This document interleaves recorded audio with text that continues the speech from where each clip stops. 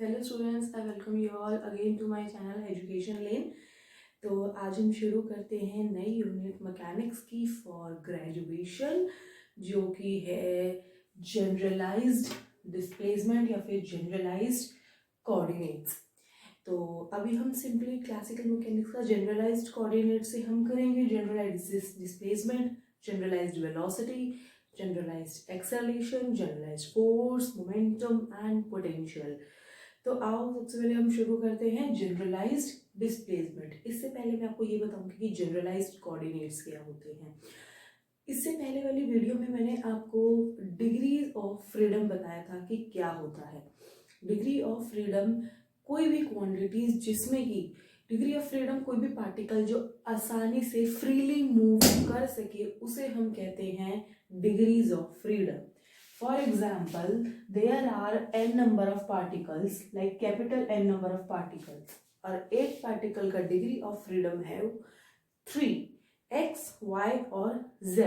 मतलब अगर ये पार्टिकल यहाँ पर है इस रूम में तो इसका एक x कोऑर्डिनेट होगा, y कोऑर्डिनेट होगा, z कोऑर्डिनेट होगा। तो 3 इसके कोऑर्डिनेट्स हो गए हैं। अगर ऐसे ही n पार्टिकल्स अगर इस रूम में होंगे तो उनके कोऑर्डिनेट्स हो जाएंगे या उनके डिग्रीज ऑफ फ्रीडम हो जाएंगे 3n। अब ये माइनस स्मॉल n क्या है? स्मॉल n मतलब कि कंस्ट्रेंट्स। अगर मैंने 3 डिग्रीज ऑफ मोशन है, 3 डिग्रीज ऑफ फ्रीडम है एक पार्टिकल के लिए, अगर मैं उस एक पार्टिकल के लिए उसका 1 डिग्री ऑफ फ्रीडम रोक देती हूँ, मैं कंसिडर कर लेती हूँ कि जो पार्टिकल है वो x y में मूव कर रहा है लेकिन z में मूव नहीं कर रहा, तो एक क्या हो गया, इसका कंस्ट्रेंट हो गया और डिग्री ऑफ फ्रीडम कितने रह गए? 2। तो सिमिलरली n जो है वो नंबर ऑफ कंस्ट्रेंट्स है फॉर ऑल द पार्टिकल्स। तो मेरे इफेक्टिव डिग्री ऑफ फ्रीडम कितने रह गए हैं? 3n minus small n, f। तो f जो है वो मेरा डिग्री ऑफ फ्रीडम है। अब एनी f क्वांटिटीज, कोई भी f quantities which completely define the position of a particle. Now these f quantities define the position of a particle completely and these are known as generalized coordinate। ठीक है, आपको exam में अगर आपकी definition आती है तो आपको इसी तरीके से लिखना है। ठीक है, अब स्टार्ट करते हैं जनरलाइज्ड डिस्प्लेसमेंट। जनरलाइज्ड डिस्प्लेसमेंट क्या होता है? ठीक है, जैसे जनरलाइज डिस्प्लेसमेंट होगा वैसे ही आपका वेलोसिटी और एक्सेलरेशन भी होगा। जनरलाइज बेसिकली मींस मैंने उसको एक जनरल फॉर्मूला दे दिया है जिससे कि मुझे पता चल जाएगा कि मेरा जो मैं निकाल रही हूँ उसमें मुझे कंफ्यूजन नहीं होगा कि मेरा क्या है क्या नहीं है। ठीक है, फॉर एग्जाम्पल मैं आपको बताती हूँ कि अगर मेरे पास 2 पार्टिकल हैं, ठीक है, मेरे पास 2 पार्टिकल है, एक पार्टिकल का कोऑर्डिनेट है x1, y1 और z1 और दूसरे का है मेरे पास x2, y2 और z2। तो जनरलाइज्ड का मतलब क्या हो गया? Generalised coordinate. जो जनरलाइज्ड कोऑर्डिनेट होता है क्लासिकल मैकेनिक्स में उसे एक लेटर से डिनोट किया जाता है, that is q, small q। ये आपका जनरलाइज्ड कोऑर्डिनेट है। ठीक है, अब जनरलाइज कोऑर्डिनेट की टर्म्स में मैं इस कोऑर्डिनेट को कैसे रिप्रेजेंट करूंगी? q1 को लिखूंगी मैं, x1 को लिखूंगी q1। Now the symbol is same, so I will write it q2, q3, q4, q5, q6। ठीक है, तो चेंज क्या हुआ है? मेरा ये टर्म चेंज हुआ है। ठीक है, इसको मैं लिख सकती हूँ qi भी। ठीक है, और i की वैल्यू इस वाले में कहां से है? 1 से लेके 2, 3 डैश डैश कहां तक है? 6 तक। तो कोऑर्डिनेट मेरा जनरलाइज कोऑर्डिनेट क्यू आई से डिनोट होता है। आई की वैल्यू अगर बहुत सारे पार्टिकल्स है या n पार्टिकल्स हैं या फिर f डिग्रीज ऑफ फ्रीडम है तो मैं क्या लिखूंगी? i इज इक्वल टू 1 से लेके f तक। ठीक है, ये आपको समझ आया? अब हम जनरलाइज डिस्प्लेसमेंट की डेफिनेशन देखते हैं जो आप अपने एग्जाम्स में लिखेंगे। So this is as a notes. Let's see the definition. Consider a system of n particles. एक सिस्टम कंसीडर करो जिसमें n पार्टिकल्स हैं। A small virtual displacement of the system. उस पूरे सिस्टम का एक small virtual displacement refers to a change in del r i. मैंने consider कर लिया जो स्मॉल चेंज है वो डेल आर आई है, जो कि आई जो है वो कहां से जा रहा है, एन पार्टिकल्स के लिए, from i is equal to 1 to capital n, which is consistent with the forces and constraints. कुछ भी अलग से और कंस्ट्रेंट्स लग रहे हैं या कुछ भी है वो कंसिस्टेंट है, उसमें कोई चेंजेस नहीं है, कोई कंस्ट्रेंट्स नहीं है। अगर हम कंस्ट्रेंट्स कंसीडर करेंगे तो माइनस एन कर देंगे, लेकिन टोटल नंबर ऑफ पार्टिकल्स मेरे कैपिटल एन ही रहेंगे with time T held fixed. इसमें एक एजम्पशन हमने लिया है कि जो हमारा टाइम टी जो है वो मेरा फिक्स है या कांस्टेंट है, ठीक है। आर आई, तो अब position vector different different particles के, R I is equal to R I, I की वैल्यू क्या है, किस पे डिपेंड कर रही है, Q1 Q2 Q3 digest QF और टाइम पे। डिस्प्लेसमेंट निकालने के लिए, डिस्प्लेसमेंट के केस में टाइम जो है टी फिक्स है, तो इस केस में मेरा टाइम जो होगा वो 0 होगा, ठीक है।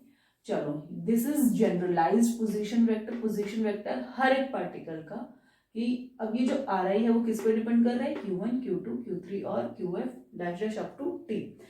इससे पहले मैं आपको जनरलाइज्ड डिस्प्लेसमेंट बताऊं, इससे पहले मैं आपको एक आइलर्स थ्योरम बताना चाहूंगी, जिसका यूज हमें आगे की सारे जनरलाइज्ड कोऑर्डिनेट्स में यूज होंगे, ठीक है। आइलर्स थ्योरम आपका क्या आता है, अगर कोई फंक्शन है f, ये f प्लीज अलग है, ये सेम नहीं है। अगर आपका कोई फंक्शन f है वो डिपेंड कर रहा है x कोऑर्डिनेट पे, y पे और z पे, ठीक है। तो उसका स्मॉल चेंज डेल एफ में कैसे लिखूंगी, del f upon del x curl वाला x plus del f upon del y into del y plus del f upon del z into del z, ठीक है। आप इसको कैसे बोल सकते हो, इसको curly f upon curly x भी बोल सकते हो, ये आपका डेल या डेल्टा आप कुछ भी बोल सकते हो, दिस इज बेसिकली डेरिवेटिव, ठीक है। तो आप इसको, इसमें जो चेंज होगा उसमें जो डेल है वो आप इन पे कैसे डिपेंड कर रहा है, तो वो आप इस तरीके से लिखेंगे, ठीक है। तो लेट अस सी कि हम इसको आइलर्स फॉर्मूला से कैसे लिखेंगे, ठीक है। तो del r I is equal to, यहां से और ये फॉर्मूला देखो, del r i upon del, ये है मेरा Q1, ठीक है, del Q1 plus del r i del Q2 plus dash dash plus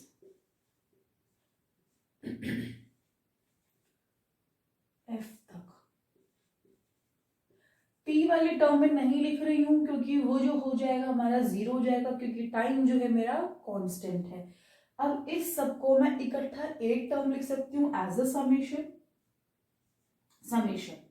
del r आई तो मेरा सेम है, सब में सेम है, 1 2 3, ये मेरा इंक्रीज हो रहा है, इसको डिनोट कर दो जे से, डेल क्यू जे, समेशन कहाँ है, जे कहाँ है, जे 1 2 3 कहाँ तक है, एफ तक। ये हो गया मेरा डेल आर आई। अब इसमें आपका ये जो डेल क्यू जे है, ये है मेरा जनरलाइज्ड डिस्प्लेसमेंट,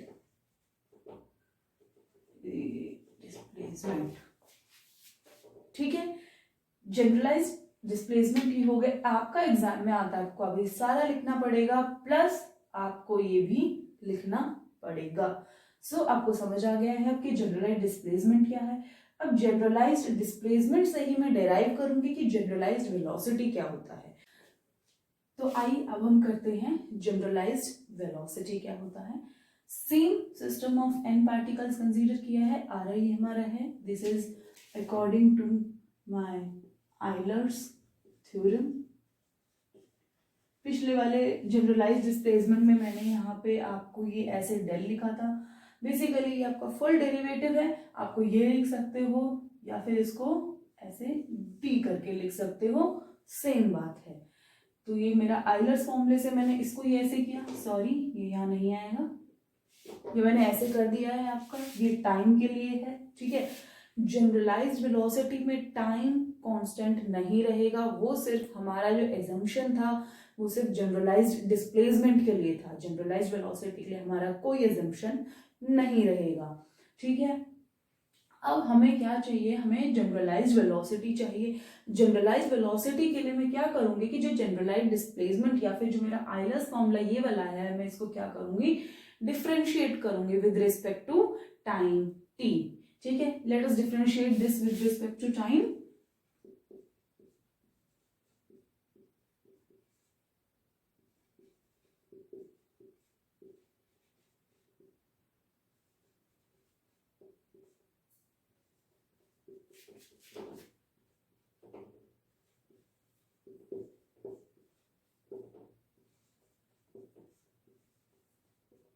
आपका dt से dt कैंसिल होके 1 आ जाएगा। j is equal to 1 to small f, f मेरी क्वांटिटीज हैं जनरलाइज कोऑर्डिनेट्स की, ठीक है। d बाई डी टी को मैं क्या लिख सकती हूँ, q डॉट, और इसको क्या लिख सकती हूँ, ये डॉट दिखना चाहिए, ये जनरलाइज वेलोसिटी है। j is equal to 1 to f, इसको मैं लिख सकती हूँ